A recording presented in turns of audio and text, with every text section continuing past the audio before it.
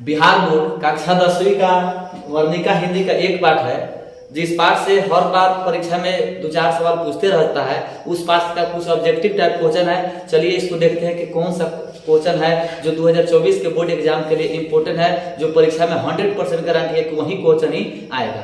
तो चलिए हम जानते हैं कि वह कौन सा क्वेश्चन है। चलिए हम स्टार्ट करते हैं इस वर्णिका हिंदी का एक पाठ का नाम है दही वाली ममंगा। दही वाली ममंगा बहुत ही इंटरेस्टिंग कहानी है। जिस कहानी को आप पढ़े होंगे तो इस कहानी का आंसर आप भली भांति जानते ही होंगे कि यहाँ इस कहानी का कौन प्रश्न का कौन सा उत्तर हो सकता है।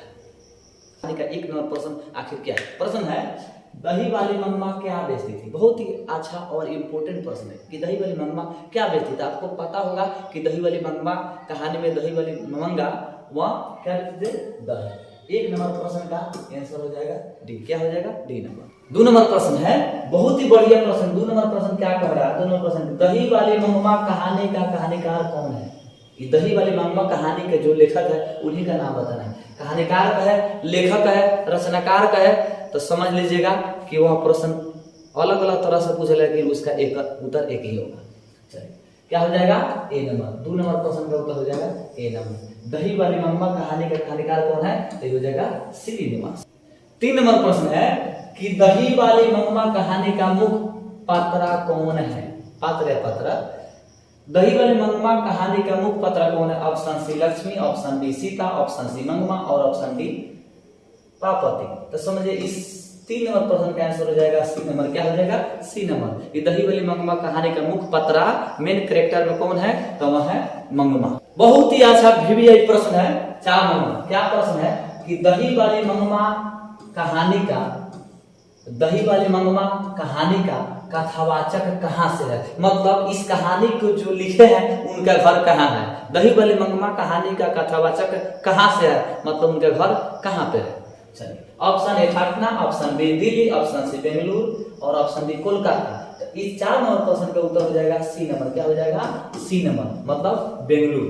5 नंबर बहुत ही इंटरेस्टिंग प्रश्न है। यह प्रश्न क्या है कि दही वाली मंगमा की कहानी किससे संदेश देती है? क्या हो जाएगा? दही वाली मंगमा कहानी किससे संदेश देती है? चलिए ऑप्शन ए माताओं को, ऑप्शन बी बहुओं को, ऑप्शन सी छात्रों को, ऑप्शन डी पुत्रियों को। तो इस 5 नंबर प्रश्न के उत्तर जो हो जाएगा बी। यह कहानी जो है यह बहुओं को ही शिक्षा देती है, ताकि बहू अपने सास को अच्छे से सेवा करे, उसको अलग नहीं करे, ताकि उसको तरह तरह के दुख परेशानी नहीं आवे। तो समझिए कि इस 5 नंबर प्रश्न का उत्तर जो होगा बी, क्योंकि दही वाली मंगमा जो कहानी है वो बहुओं को ही संदेश देती है। कि मंगमा के परिवार में कुल कितने सदस्य थे? मंगमा के परिवार में कुल कितने सदस्य थे? तो समझ लीजिएगा कि मंगमा में कहानी में उसके परिवार में कुल कितने सदस्य, इसको हम बताते हैं। ऑप्शन ए है ए में 2, बी में 3, सी में 4 और डी में 5। क्या होगा हम बताते हैं। चलिए एक तो पहले से क्या होती है? मंगमा रहती है, उसके बाद में उसका पुत्र और उसकी बहू, 1 2 3, और इस दोनों से एक संतान होता है जो उसके मंगमा के पोता रहता है। तो समझिए कितना हो जाएगा? 1 2 3 4।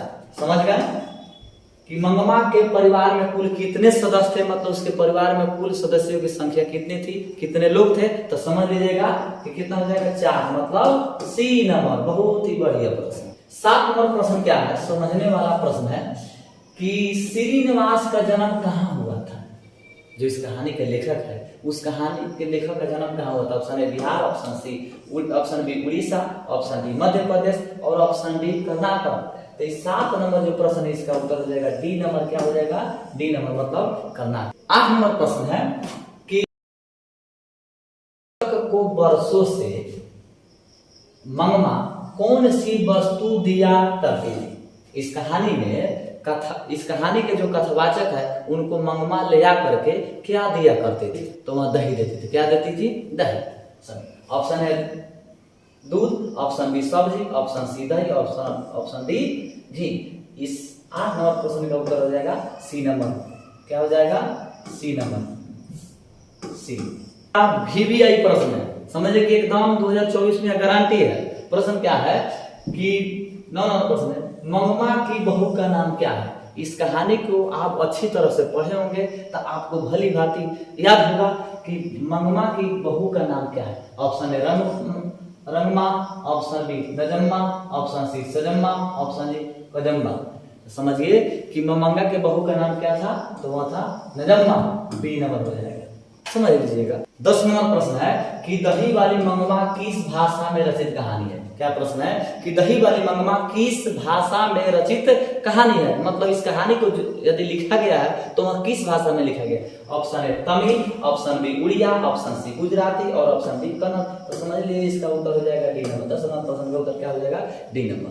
11 नंबर प्रश्न है कि दही वाली मंगमा कहानी का हिंदी अनुवाद कौन किया। इस दही वाली मंगमा कहानी का हिंदी में अनुवाद कौन किया।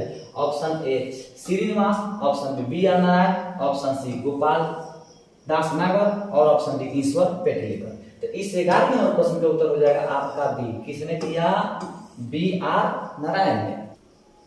चलिए 12 नंबर प्रश्न की रंगपा कौन था। बहुत ही इंटरेस्टिंग प्रश्न है, बहुत ही रोमांचक प्रश्न है कि रंगपा कौन था। 12 नंबर प्रश्न क्या है कि रंगपा कौन था। ऑप्शन मंगमा का पुत्र, नजम्मा का भाई, मंगमा का पौत्र और इनमें से कोई नहीं। चलिए तो ये ऑप्शन को बदल दिया गया है, इसमें से कोई नहीं होगा। क्या हो जाएगा, डी नंबर। डी नंबर क्या हो जाएगा, समझिए क्या था, इनमें से कोई नहीं। लेकिन हम आपको बताया था, आपसे पूछ देगा कि रंगपा कौन था। तो रंगपा एक था जो वह ममंगा के ही गांव का एक जुआरी व्यक्ति था।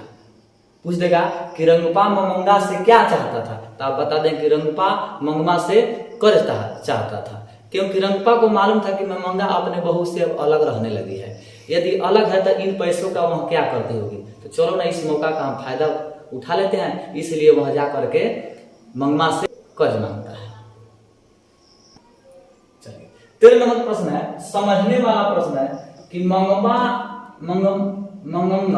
एवं नजम्मा के बीच झगड़े मिटाकर अच्छा संबंध स्थापन करने का माध्यम कौन था। क्या हो जाएगा, मतलब मंगमा का पोता। क्या हो जाएगा, बी नंबर। तो मंगमा का पोता बीच में आया और दोनों का झगड़ा को खत्म कर दिया, यही माध्यम बना। जिसको उसके बहू ने सिखा कर भेज देती है कि बेटा तू जा दादी के पास रहना, दादी तुम्हें मिठाई देगी, मेरे पास कभी नहीं आना, मेरे पास कभी मत आना, तुम दादी के पास रहना, दादी तुम्हें मिठाई देगी। और इस तरह से वह अपने बेटों को सिखाकर दादी के पास भेज दी। 14 नंबर बहुत ही बढ़िया प्रश्न है, इंपॉर्टेंट भी है, परीक्षा में आने वाला है। 14 नंबर प्रश्न क्या है कि कथावाचक को मंगमा क्या कहते थे। इस कहानी के जो कथावाचक है उसको मंगमा क्या कहते थे। तो मंगमा जब दही बेचने के लिए बेंगलुरु शहर में जाती थी, कहाँ जाती है, दही बेचने के लिए बेंगलुरु शहर में। आपसे पूछा जाएगा कि मंगमा दही बेचने के लिए कहाँ जाती थी, तब बता देंगे बेंगलुरु शहर में।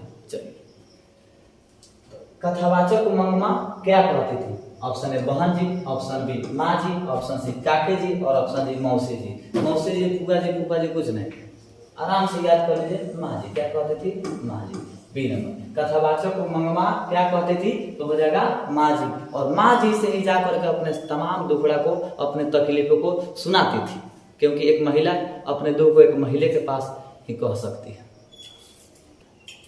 15 नंबर की प्रश्न है, बहुत ही बढ़िया प्रश्न है। प्रश्न क्या कह रहा है, प्रश्न कह रहा है कि दही वाली मंगमा का कथावाचक कौन है। मतलब कि दही वाली मंगमा कहानी के जो लेखक है, कथावाचक है, आखिर वह कौन है। चलिए ऑप्शन ए एक शिक्षक, ऑप्शन बी एक कलाकार, ऑप्शन सी बेंगलुरु की एक महिला और ऑप्शन डी इनमें से कोई नहीं। तो इस 15 नंबर प्रश्न का उत्तर समझ लीजिए क्या होगा, सी नंबर। क्या हो जाएगा, सी नंबर, बेंगलुरु की एक महिला जो इस कहानी की कथावाचक है। चलिए उम्मीद करते हैं कि आपको एक एक ऑब्जेक्टिव समझ में आया होगा, याद भी हो गया होगा।